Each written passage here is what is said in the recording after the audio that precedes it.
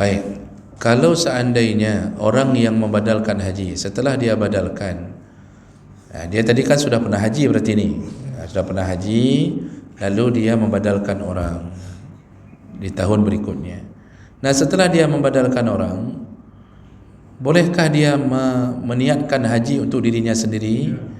Ini tergantung Pak. Kalau dia meniatkan haji yang Bapak maksud di tahun berikutnya, itu tidak ada masalah. Kalau tahun itu tidak boleh, karena pada dasarnya tidak ada haji pada diri seseorang dua kali haji. Tidak ada haji pada diri seseorang dua niat. Makanya tadi yang ngambil badal haji lebih daripada satu Pak, dia niat tu fulan, dia niat tu fulan. Sekali dia berangkat niat ada 5 orang dalam hatinya. Niat mandumnya tukang temengan Pak. Itu tidak sah hajinya. Jadi tidak ada cerita boleh membadalkan haji di atas nama 2 orang sekaligus. Termasuklah atas dirinya sendiri. Jadi dia itu memang berangkatnya itu atas nama orang.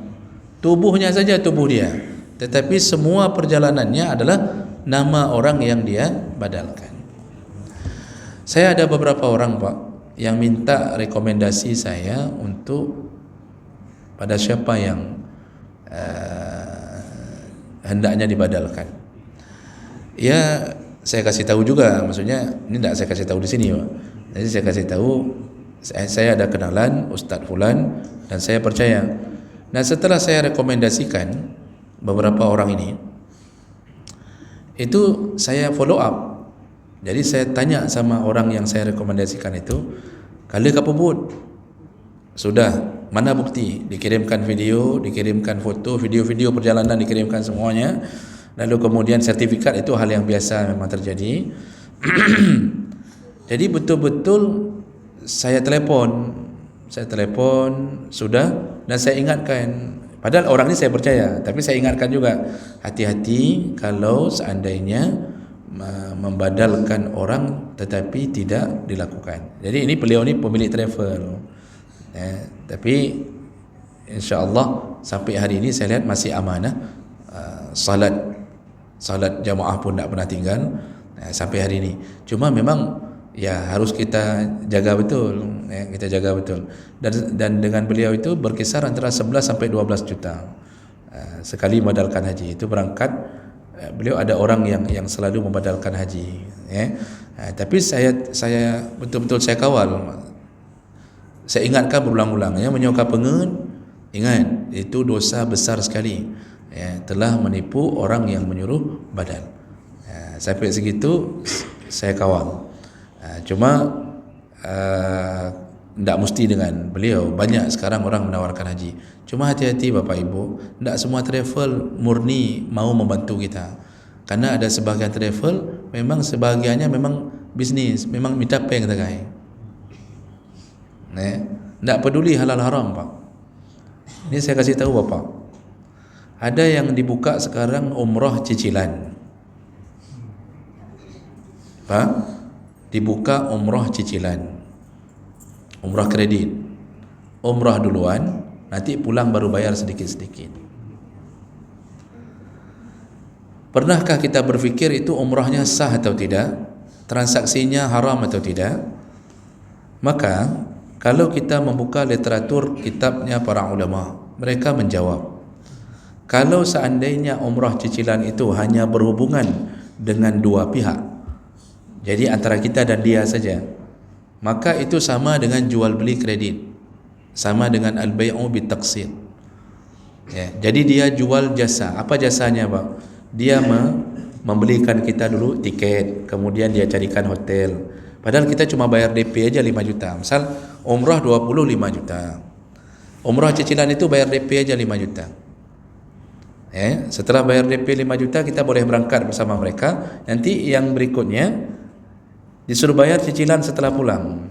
Walaupun saya pikir ini kan salah satu kebodohan orang umrah. Untuk apa umrah 12 hari pulang sakit kepala sekitar 12 tahun Pak. Umrah 12 huruf mutang. Waktu pulang hana habis aku bayar lah mungkin banyak kai lek-lek segala macam. Makanya nak perlu umrah cicilan. Itu kalau mau sehat cara berfikir. Kalau umrah itu ada wang umrah, tak ada wang tak perlu. Jadi umrah itu jangan sampai umrah mangan, hotel tak boleh. Itu membodohi diri sendiri. Dah. Kita kembali dulu. Hukum umrah cicilan, kalau kita berhubungan hanya dengan dua pihak, antara kita dan si penjual umrah. Penjual umrah itu maksudnya dia yang ngurus. Dia terjadi hubungan jual beli, ya, jual belinya jual beli jasa. Nah, walaupun kita disuruh bayar lebih, ongkos dasar 25 juta, kita kasih DP 5 juta, nanti pulangnya kan seharusnya sisa 20 juta, tapi tidak, karena model cicilan begitu, kita disuruh bayar lebih, jadilah 35 juta misalnya, karena ngambil kredit. Sahkah? Jawaban para ulama juga para ahli ekonomi Islam mengatakan sah. Kenapa? Bukan terjadi hutang piutang, bukan terjadi qirat, tidak terjadi pinjam meminjam, tapi terjadi jual beli. Jual beli kredit hukumnya sah. Jual beli kredit hukumnya sah. Jadi hanya terjadi antara kita dan dia. Apa yang barang dia yang dia jual? Jasa dia. Dia jual jasanya. Kan jual beli itu ada dua. Jadi dia yang ngurus, dia yang macam-macam, dia sediakan hotel macam-macam, sehingga kita nanti membayarnya cicilan. Itu dihukumi sah oleh semua para ulama.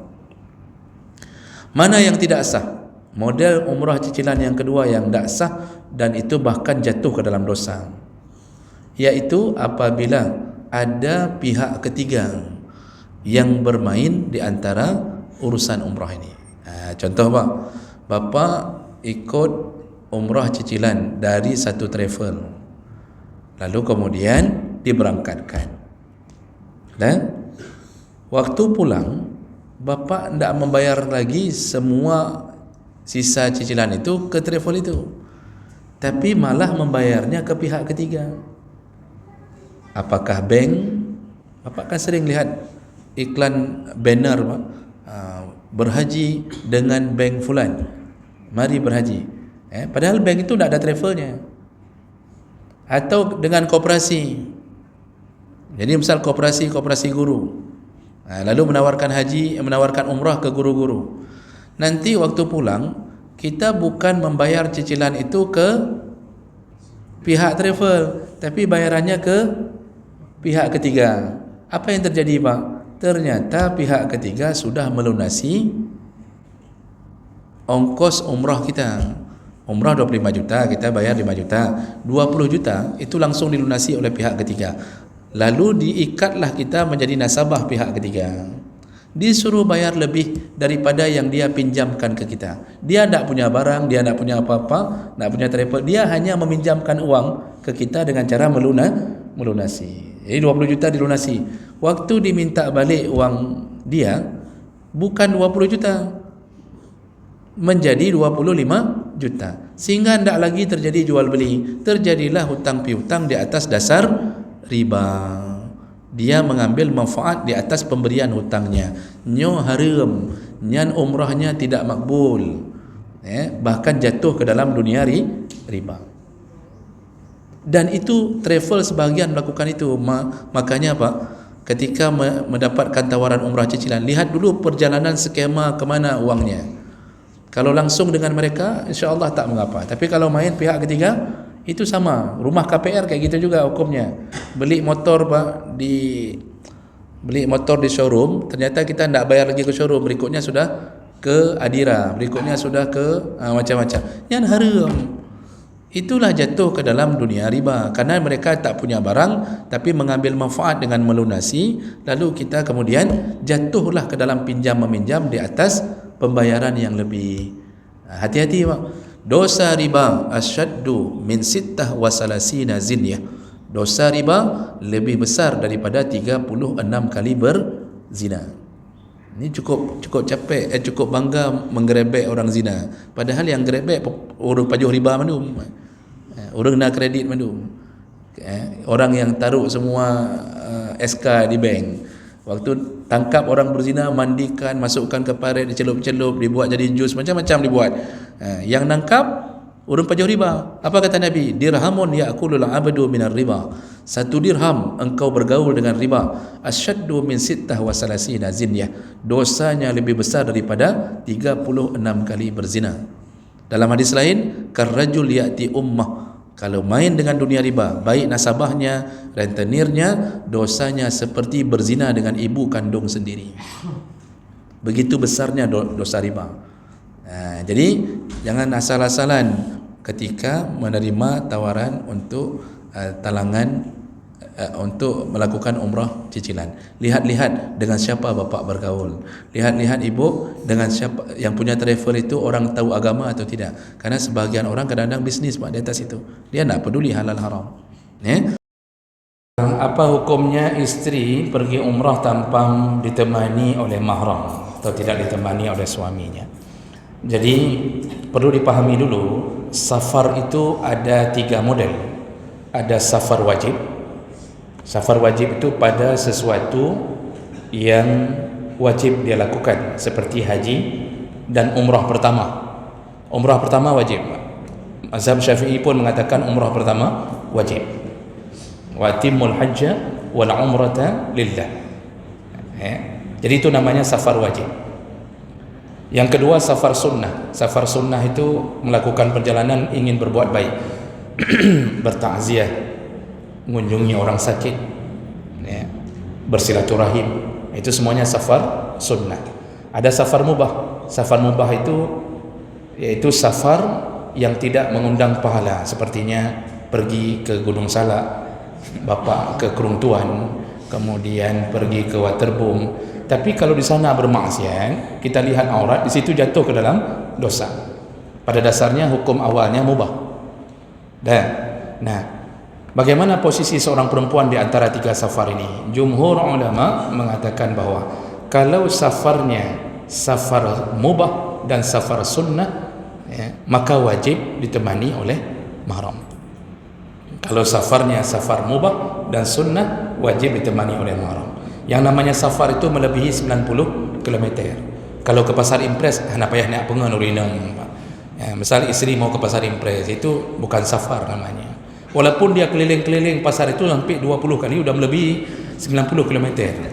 Tapi yang dilihat jarak destinasi, jarak tempuh, bukan jarak waktu. Jadi itu wajib mahram, kecuali dalam keadaan darurat. Dan ini pandangan jumhur ulama dulu. Kemudian yang safar wajib, di sini tetap wajib mahram, namun diberikan keringanan, terutama oleh mazhab Malik dan Syafi'i. Pada perjalanan yang wajib, maka si perempuan kalau tidak ada mahram yang bisa menemaninya, dia boleh digantikan oleh sekelompok perempuan yang siqah. Begitu dalam kitab-kitab disebutkan. Boleh digantikan oleh sekelompok perempuan yang terpercaya. Kalau haji itu sudah ada perempuan-perempuan lain yang satu kloter. Umrah juga satu kloter, satu terbang. Sudah ada ibu-ibu lain yang menjaga. Dibolehkan menggantinya dengan orang perempuan yang lain. Syaratnya perempuan yang menemani itu siqah. Siqah itu orangnya salihah, amanah, terpercaya, bisa menjaga. Jadi bukan berangkat sesama tante-tante hebring,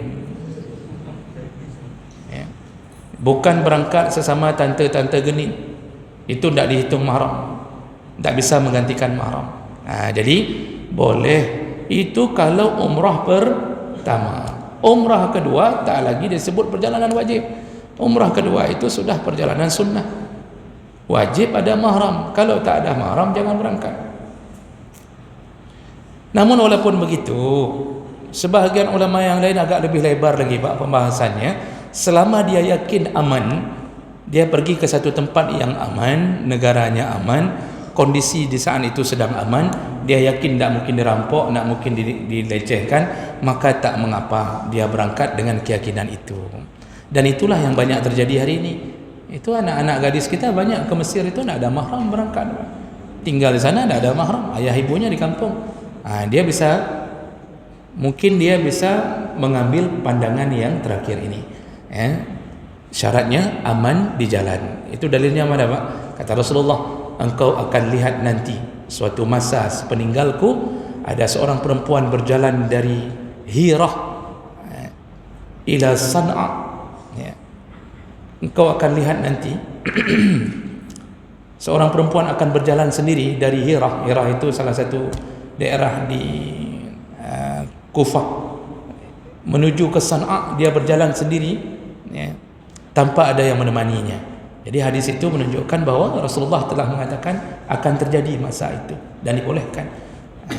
Ya, jadi masih ada lowongan-lowongan selama syaratnya aman. Tapi lebih bagus tetaplah wajib bermahram. Itu yang lebih utama. Pertanyaan kedua. Pertanyaan kedua, mana lebih utama hablum minallah dengan hablum minannas? Yang pertama, tetap hablum minallah. Terutama perkara yang wajib, rukun Islam, tetap wajib itu dulu.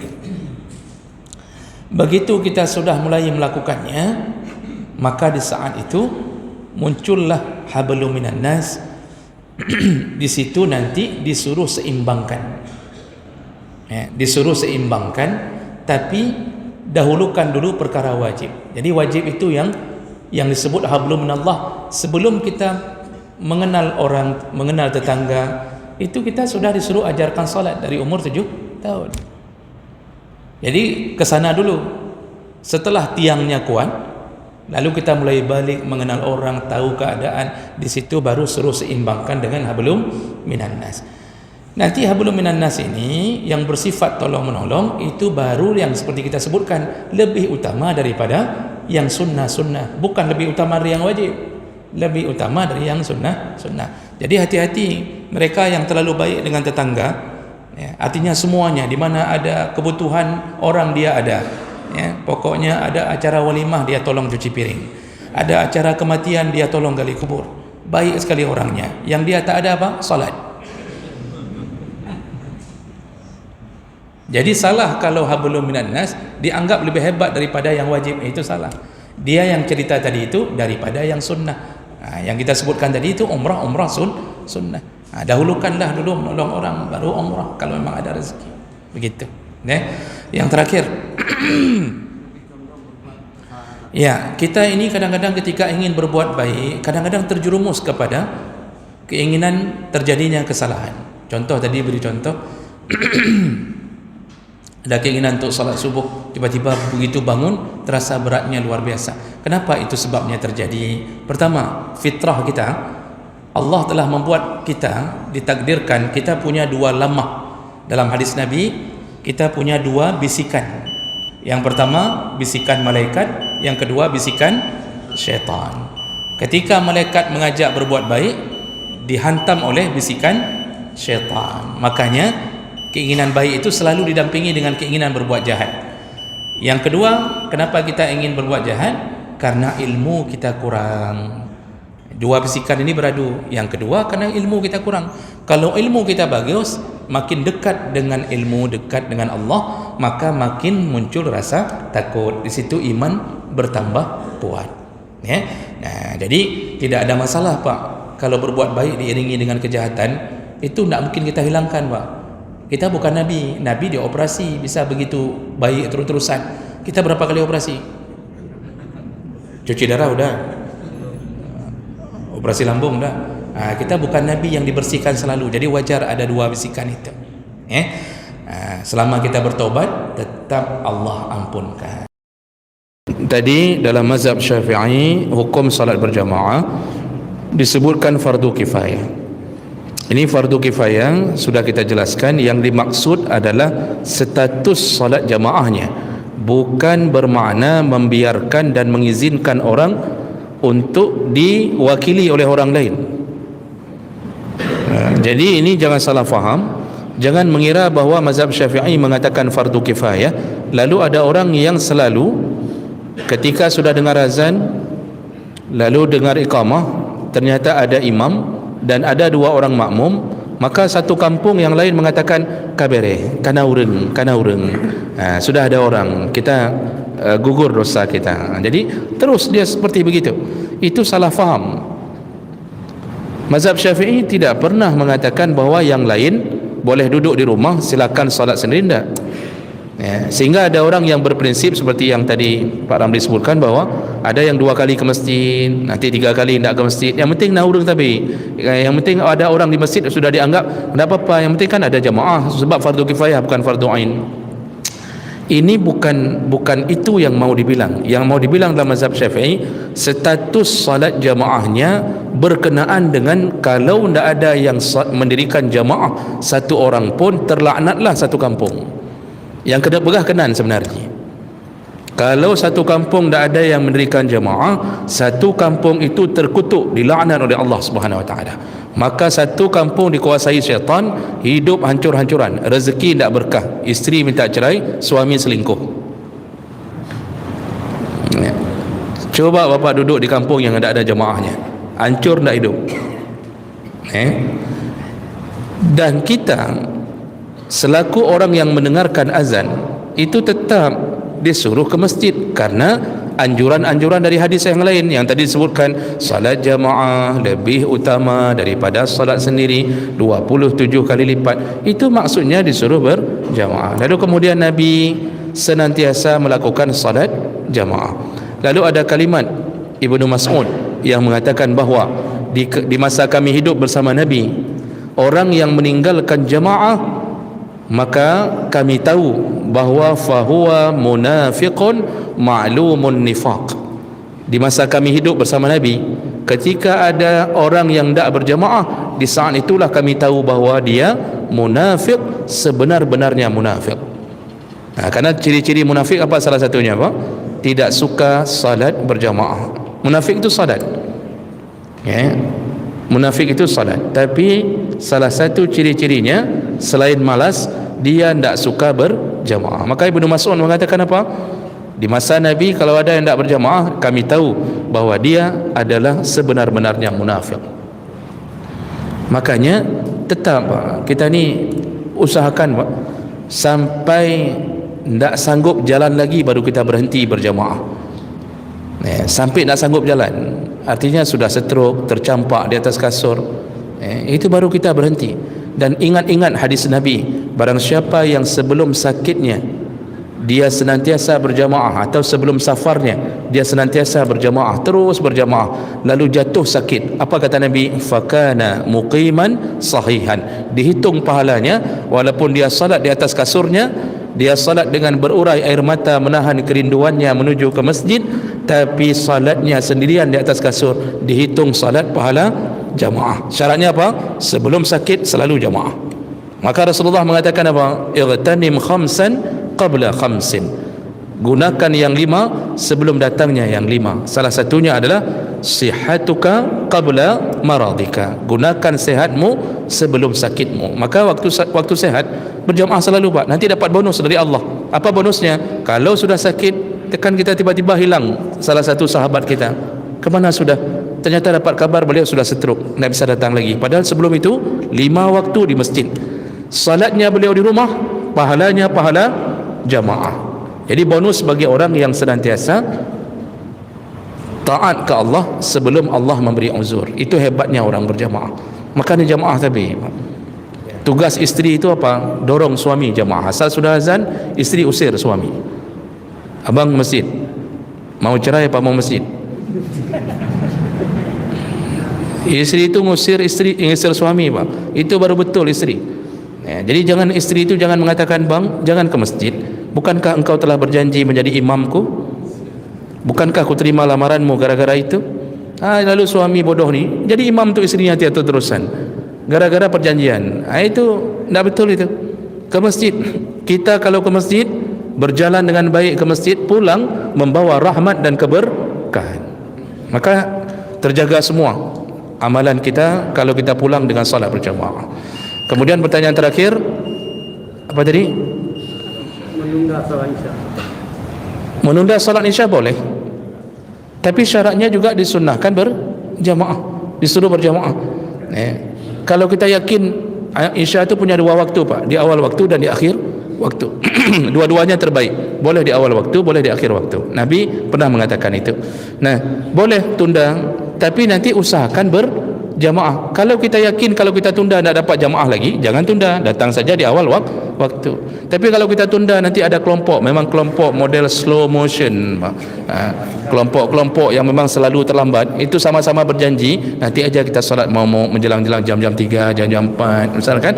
Ada kelompoknya yang berjamaah selalu, tak masalah, lakukan. Yang jangan coba-coba tidur dulu, rencananya nanti ambil jamaah di waktu yang terakhir, waktu yang kedua boleh, tapi tidur dulu, terbangun isya besoknya, isya ke depannya, itu juga bahaya. Jadi oleh kerana itu, jemaah melakukan Allah, ini kesimpulannya adalah berjalanlah ke masjid dengan adab-adab yang telah diajarkan oleh Nabi SAW. Ada orang yang lemah, arti lemah bukan cacat, tetapi diberikan ekonomi yang lemah, lalu kita menolongnya, bahkan kita berikan pekerjaan, tapi ternyata dia menolaknya. Dia lebih suka menadahkan tangannya, mengemis-ngemis daripada bekerja. Ini salah satu yang disebutkan dalam hadis, ketika ada orang yang meminta di hadapan Nabi mengemis, maka Rasulullah SAW memberikan kapak, yang diberikan alat untuk bekerja. Dalam hadis itu diberikan kapak, pemotong kayu. Kata Rasulullah, berhentilah meminta-minta, carilah, tebanglah pohon yang istilahnya dalam tanda kutip yang boleh ditebang, kemudian juallah. Jadi diberikan kapak oleh Rasulullah, tidak diberikan lagi uang. Nah, ini salah satu yang bisa dicontoh amalan dari Nabi. Orang yang lemah tapi masih kita anggap layak bekerja, karena ada yang memang tidak layak. Kalau dah cacat habis pak, itu tidak layak. Yang masih layak bekerja, kita berikan pekerjaan, dia tak mau bekerja, berarti dia telah terjun ke dalam salah satu amalan yang dilaknat, yaitu mengemis. Mengemis, meminta-minta, jangan fikir amalan mubah. Mengemis bukan mubah, sunnah apalagi. Jangankan sunnah, mubah saja tidak mengemis, tidak boleh. Kenapa? Ada hadis Rasulullah melaknat para pengemis. Kata Rasulullah, man fataha baba mas'alatin fatahallahu alaihi baba faqrin. Barang siapa yang sudah membuka pintu-pintu untuk mengemis, artinya dia sudah mulai mengemis, maka Allah mulai membuka pintu kefakiran untuknya. Maka para pengemis itu miskin, terus-terusan miskin, yang menadah-nadahkan tangan. Hadis lain menyebutkan, Rasulullah berkata, para pengemis yang tidak mau bekerja nanti dibangkitkan di hari kiamat dalam keadaan wajahnya tidak berdaging. Jadi bangkit dengan bentuk wajah seperti tengkorak. Kenapa? Seperti mereka membuang rasa malu mereka di wajah mereka. Mengemis itu kan membuang rasa malu, Pak. Artinya menengadah laki-laki hana maleli, laki kena laki itu nak malu lagi. Begitulah Allah membuang daging di wajah mereka ketika mereka dibangkitkan hari kiamat. Itu hadis-hadis yang sahih. Semua itu menunjukkan apa? Jangan manjakan pengemis. Boleh tak buka pintu mobil ketika berhadapan dengan pengemis di lampu merah. Makanya himbauan pemerintah itu betul. Jangan berikan sedekah ke pengemis lampu merahnya, betul Bang. Karena itu menjadi hobi, pekerjaan. Padahal orangnya mampu, jualan saja banyak orang sayang. Kalau dia jualan banyak orang sayang, tapi tidak mau dia lakukan itu. Maka itu boleh diabaikan. Boleh diabaikan. Jadi jangan manjakan mereka. Bibut, haitim but kakek bah menani gede. Itu termasuk yang dilaknat oleh Rasulullah sallallahu alaihi wasallam. Pertanyaan yang kedua, apa bedanya akhlak dengan adab? Akhlak itu tujuan akhir dari semua ibadah kita.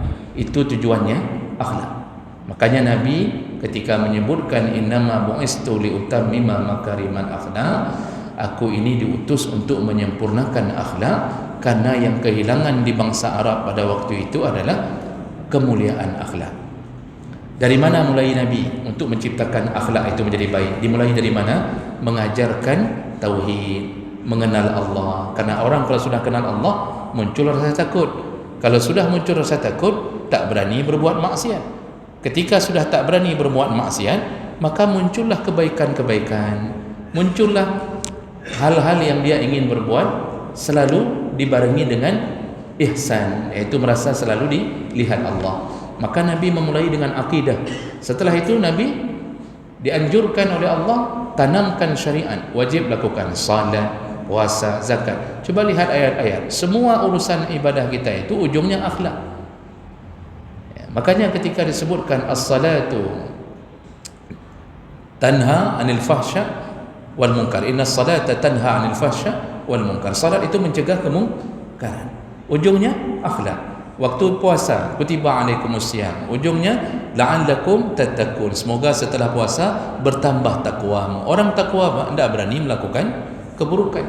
Maka akhlak adalah tujuan akhir dari semua pergerakan kita, mulai dari akidah, kemudian menjalankan syariat, maka nanti berbuah akhlak. Makanya kenapa bapak baik-baik, Pak? Ini kan wajah-wajah orang baik, Pak.